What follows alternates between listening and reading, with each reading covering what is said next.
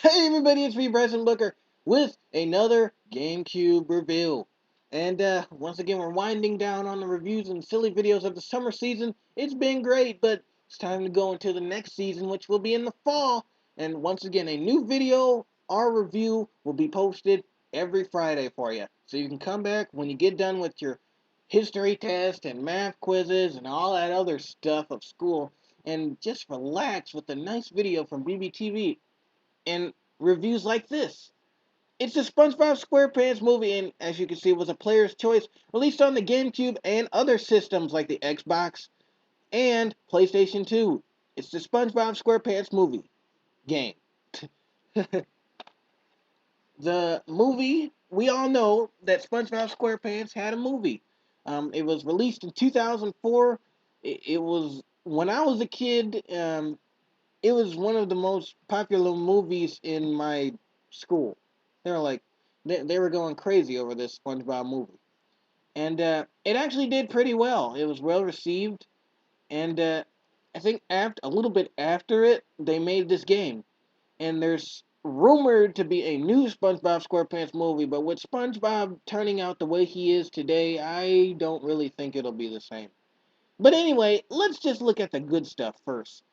Released in 2004 by THQ, Heavy Iron Studios, and Nickelodeon Movies, this it's a pretty decent game. I'll get into the review in a minute. Here we go. Let's read the back.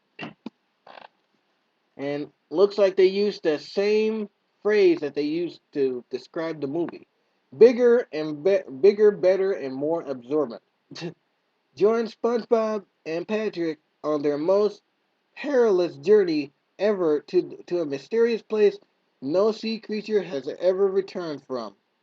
Only you can help them save Mr. Krabs and all of the Bikini Bottom from Plankton's dreaded Plan Z. And then it says, play as SpongeBob and Patrick, each with their own crazy moves. Spend your manliness points on macho enhanced power-ups like the cartwheel attack or the electric golden sonic wave guitar. Help hop in the paddy wagon for a brand new driving experience. Oh my god, I'm just chopping up this back. Relive the movie and face off against powerful enemies. Basic summary of the plot. If you've seen the SpongeBob SquarePants movie, you playing this game is pretty much no different. It's the exact same story, but the cutscenes do come from the movie, but like I said, it just gives you up to the point where you're playing a level on.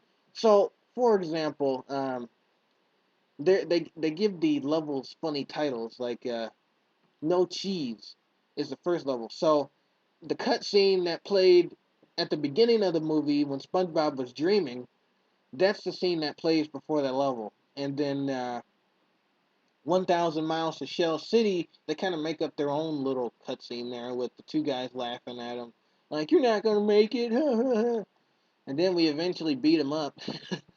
But anyway, this is a pretty good game. It's let me tell you something. Heavy Iron Studios, the guys who created this game, they developed this game. They also made the game that came before the SpongeBob SquarePants movie, which was SpongeBob Battle for Bikini Bottom. I have that game also on the GameCube. I do not have it with me at the moment, but when I get it back, I'll do a review on it for you. I actually beat that game. So, and one thing I have to say about the SpongeBob SquarePants movie, the game, is the similar mechanics. The mechanics are very similar. If you played both the SpongeBob Battle for Bikini Bottom and this game, you know what I'm talking about. Similar mechanics. For example, the menu screen for selecting levels. In the SpongeBob Battle for Bikini Bottom game, you collected golden spatulas to unlock different challenges, to unlock the level, to go on to the next level. In the SpongeBob SquarePants movie, it's really no different.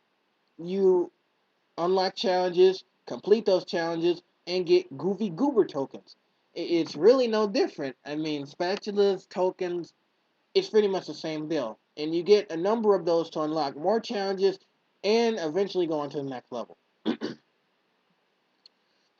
The challenges are a little bit different, but like I said, it's not. It's similar, very similar. Like the rolling ballroom. Now, the rolling ballroom, if you played SpongeBob Battle for Bikini Bottom, that only makes one appearance, and that is at the end of the game. Sorry, guys, I got a cold. At the end of the game. Here, it appears more than once, and they actually did a pretty good job with that level. It's different rooms, and SpongeBob turns into a ball, and he avoids obstacles, stuff like that, blah, blah, blah. And the part where Patrick comes in is Patrick has his own level where he jumps on boxes, and that was also a similar mechanic in the Battle for Bikini Bottom, because Patrick was actually jumping on boxes. I forget what level. Oh, I remember now. It was when in SpongeBob's dream level of the Battle for Bikini Bottom, he had all these different obstacles, and those were the boxes came also. So, like I said, some very, very, very similar mechanics.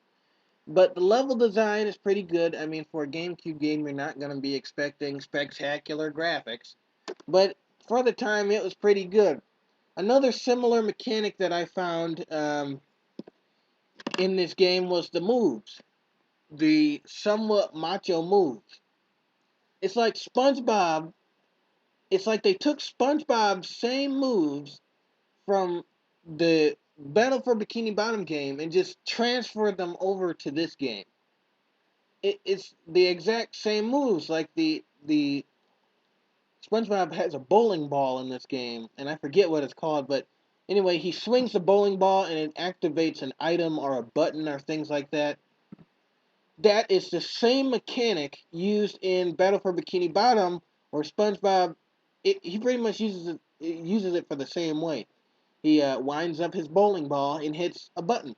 Similar mechanic. Uh, Another similar mechanic will be the Sonic Wave guitar.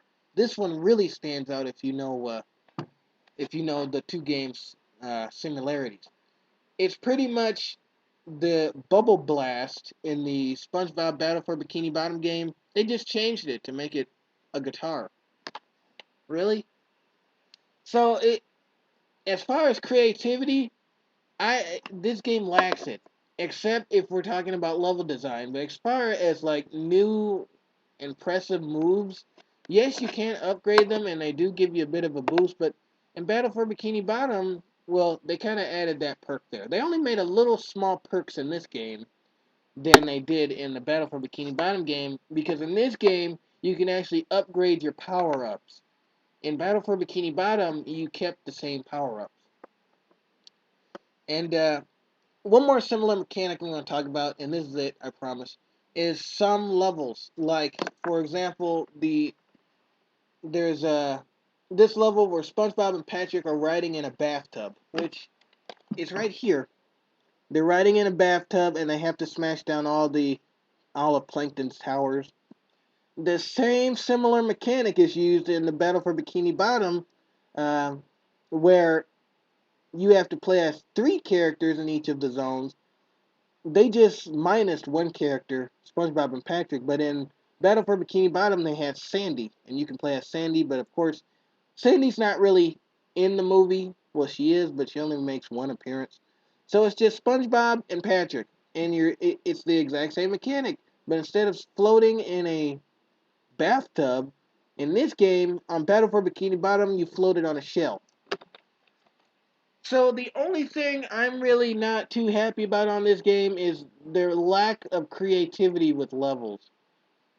As in power-ups. I mean, give us some different power-ups, you know? Don't just recycle the same things you use for the game that came a year before this. Cuz I mean, trust me you all, if you played this game and you play Battle for Bikini Bottom, you'll know exactly what I'm talking about. And you'll know they just said, man, this is a game that we have to get out before the movie. So, yeah. I can't think of any power-ups they have. But let's just use the same power-ups we used last time. Maybe that'll help. And eventually it became a player's choice game. maybe the people really didn't realize that because they didn't play Battle for Bikini Bottom. I don't know. But it is a decent game for what it is. I'm not bashing it. I'm just saying that some things are extremely noticeable in this game that are similar to its predecessor that came before it. I mean, you can absolutely tell. But the level design is great. The only other thing that I'm kind of annoyed with is every time you die, there's this track that plays. Oh my god. I hate it. There's this track that plays every time you die, and I don't think they really needed it. I mean, come on. Dying in this game is already hard enough because some of the challenges are absolutely ridiculous. But they're ridiculously fun, and they're beatable too. You can also unlock things with treasure chests, and you can go to the main menu and unlock trailers and fan art and soundboards and all that other crazy stuff they kind of put here at the last minute. But anyway, it's the SpongeBob SquarePants movie game. Trust me, y'all. I know how I sounded like I was bashing it, but it's actually a pretty good game if you play it.